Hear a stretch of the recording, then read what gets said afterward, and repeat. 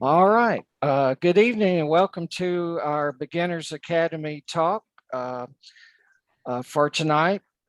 The talk is going to be Why Whisper? And let's see. Whoops. All right. Yes, Why Whisper? And that's Weak Signal Propagation Reporter.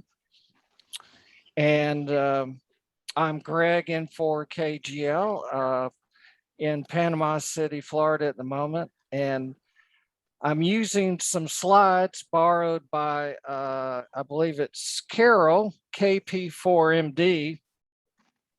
She's actually out there in Sacramento, California. And also there's some slides borrowed from Soda Beams. So we'll just move right on ahead. And what is WSPR? Weak Signal Propagation Reporter. So it's a digital mode used for beacon transmissions. And it was invented by Professor Joe Taylor, K1JT, a Nobel Prize winning physicist. It's not a communications mode. You won't have a two-way QSO. It excels at being receivable below the noise, so it has a lot in common with FT8, I think.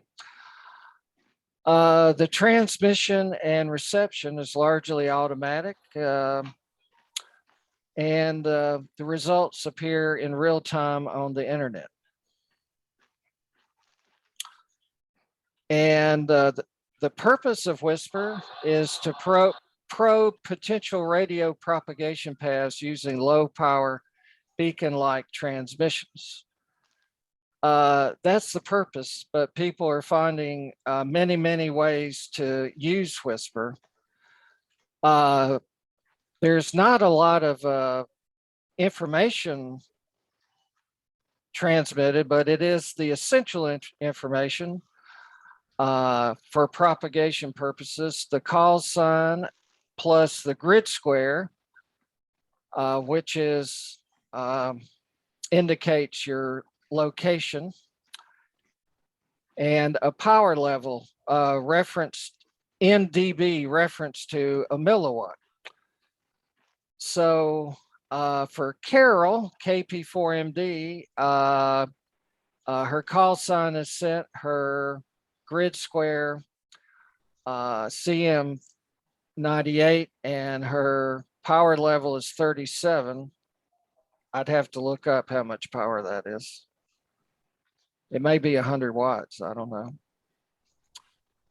And the WSPR mode, don't worry too much about these details because it's the software handles it, but the modulation is compressed data format with strong forward error correction and narrow band 4 FSK modulation. So its bandwidth is only 6 hertz. So really, you can get a lot of signals in the width of a sideband signal. And the protocol is effective at signal to noise ratios as low as minus 28 dB in a 2500 hertz bandwidth. So it will dig the signal out of the noise. And receiving stations for WSPR that have internet access will upload the reception reports to a central database at whispernet.org. And that's a very powerful feature. This is one of these things that hams, they didn't know all the ways it could be used when they thought this up, but it's a very powerful thing to put all the data in a common database. This picture is from Whisper Net website, and the little symbols on the world map are stations, and it's showing propagation paths. So a beacon can be received by many stations, and the stations are set up voluntarily all over the world. And some stations beacon only, and but there are many beacons and many receivers. On that website, you can filter down to a particular band and even a particular call sign if you want to. I have noticed on that website that I get some errors in reference to Google Maps, and but there's some alternative sites that give you this picture also. So if you have problems, you can check those out.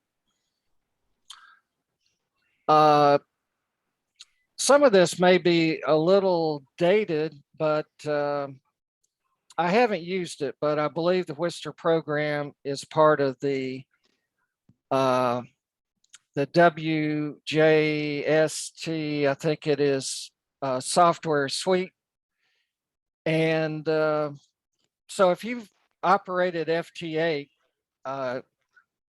it will be pretty easy for you to set up. It does require a radio that has a sideband. So it gets the signals either via something like a signal link or a built-in sound card. So it's a sound card mode. And there are other ways. Well, back on this program, it can beacon and also receive. But some people just want to beacon and leave the receiving to others. If you'd like to build a kit, there's QRP Labs. Hans Summers has kits like the Ultimate 3S here, and it's very inexpensive. And so if you're into kit building, that's just the thing for you. And there's also, you can add to it a receiver module. And QRP Labs keeps everything pretty inexpensive. I believe that the QCX CW transceiver that they have can beacon on Whisper also.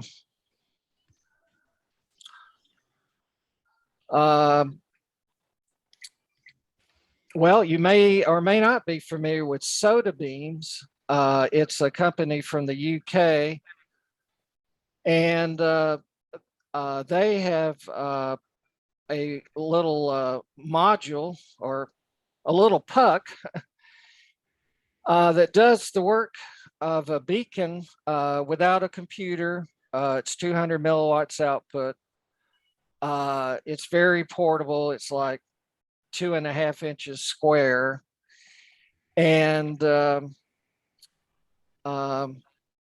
it's can be used for antenna comparisons. Runs on 20 and 30 meters out of the box, and can be used on other bands with external filters.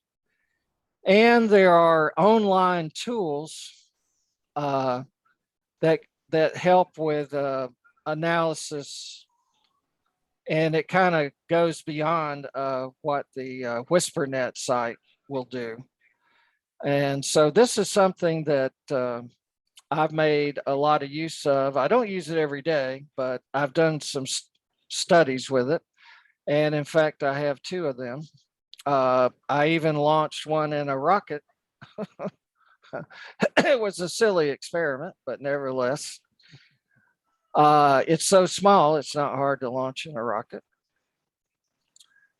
So what is all this stuff for? Well, on HF, propagation is really, it's different on every band. And, but this system of beacons and receivers can tell you in real time, if you like, what are the propagation paths that are active. So you can see if you can get to Europe or Australia or Antarctica or whatever. So people find that very interesting. You can also see, for the fun of it, how far your radio system can reach. I think you're going to find it can reach all over the world and to exotic places like Antarctica. You can test antennas. You can, you know, if you are trying to decide on which antenna is better for what purpose as far as propagation, you can test them and compare them. And it's something that's pretty easy to do. So it's a lot of fun. Here are a few whisper applications, but the whisper applications certainly aren't limited to the things on this page. But I've done a few in particular comparisons, and I needed 2 whisper lights to do it. But well, I wanted to take advantage of sending out the signals at the same time and evaluating what the receiver said on the same cycle.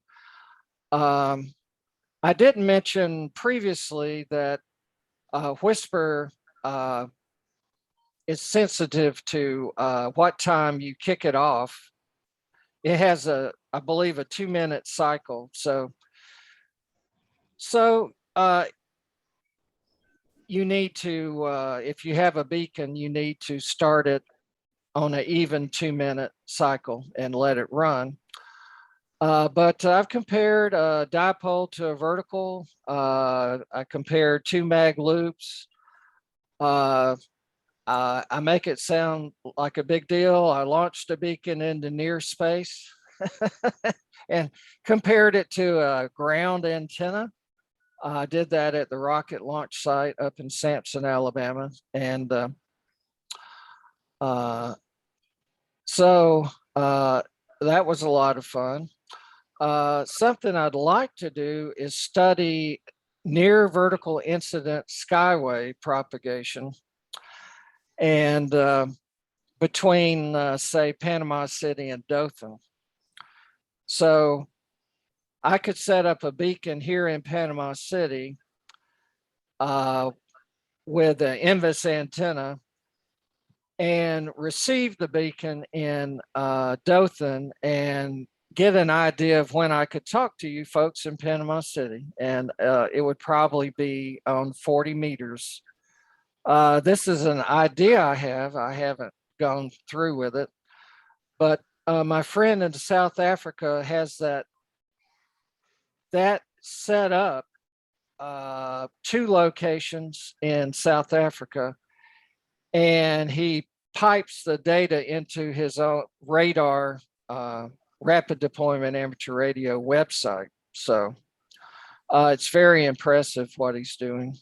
In South Africa, they don't have any nearby neighbors as far as hams. And so a lot of their work is done on close in INVIS.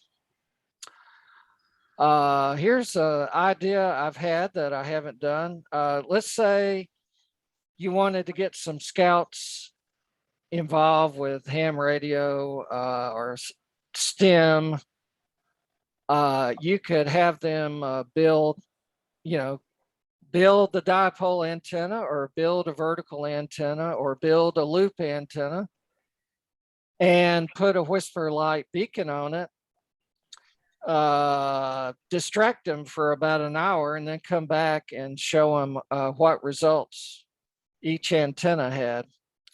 And I think that would be a lot of fun if the opportunity comes up. Also, you know, it's I've been a parent, so I've been involved with some science fair projects, but anyway, it just seems like there's a science fair project in here. So, you know, Somewhere, yeah. yeah, somewhere in here. Uh, um, and also, one of my favorite subjects is the saltwater effect. And we may get into that in more detail, but I did use whisper beacons to do a study of the saltwater effect. And I presented that at QSO Today virtual expo. So that was interesting.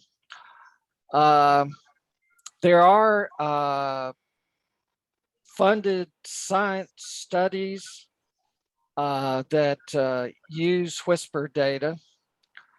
And I think the HAMSI group are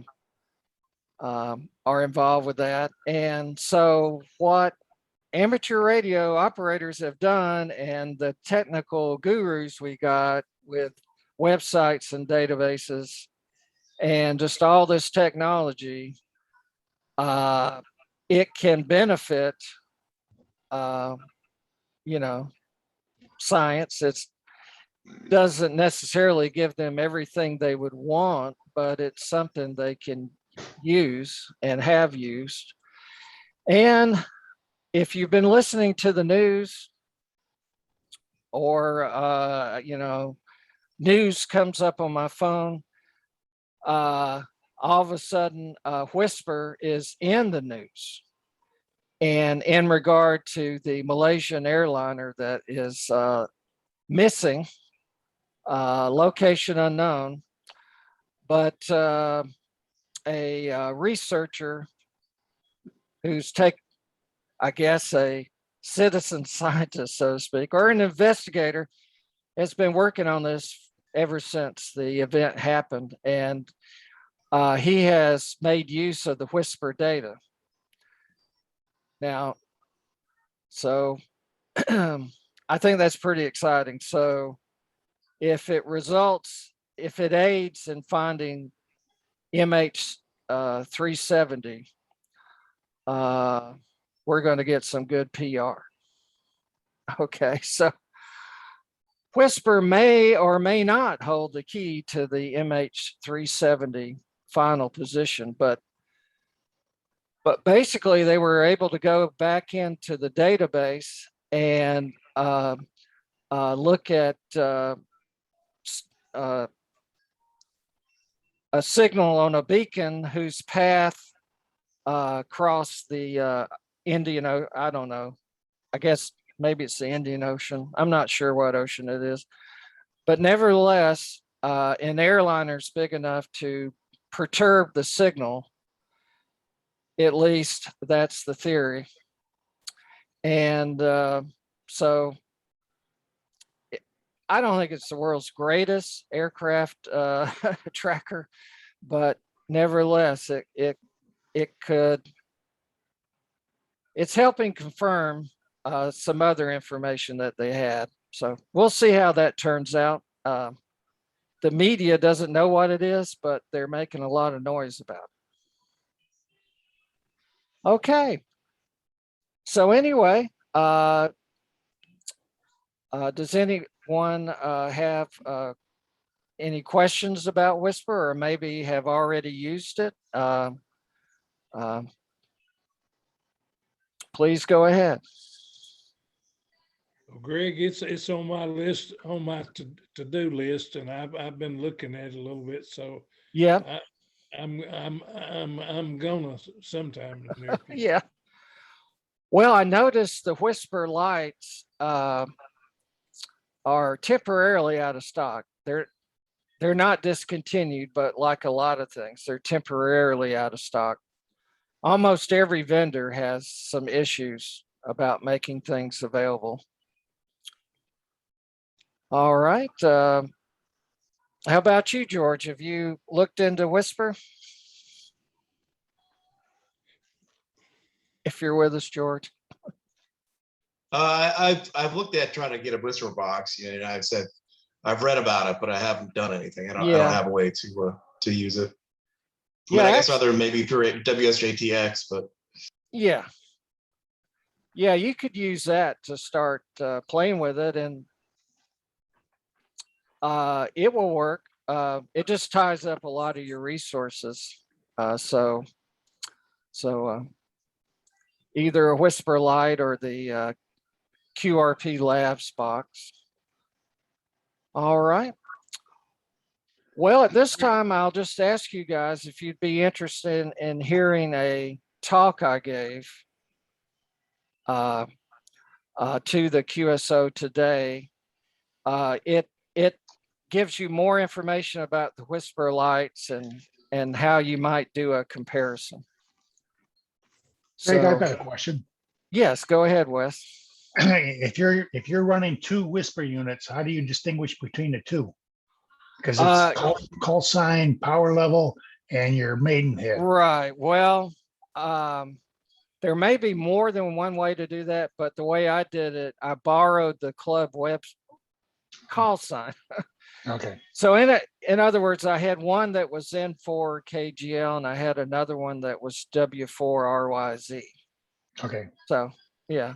Do they happen to have the same power level? Yeah. Okay. Well, you know, it doesn't have to, but to make a comparison, I'd use the Yeah. same power level. Yeah. It runs at maximum power is 200 milliwatts, but you can use less on the Whisper lights if you like. All Yeah, right. mine's 20 milliwatts. Okay. Well, what implementation do you have of the Whispers? Mine's a standalone transmitter. It's made by a company, and I think they're somewhere in Europe. It's RF0, Okay. and I use it to when I set up a new antenna. Basically, I use it to make sure the antenna will work. And I've even used it with a NVIS antenna I built here recently, and it works Okay. pretty good. Works pretty good. Yeah. Yeah. There are other sources of beacons. So thanks for bringing up that one. Okay.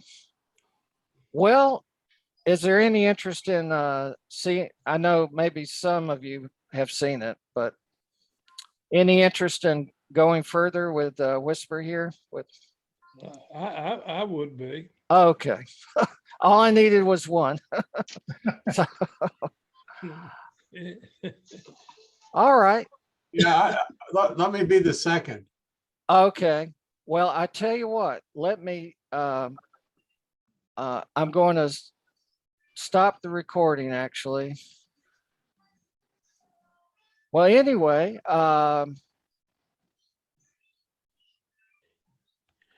I'm not sure I got all this right, but I'm going to stop the recording.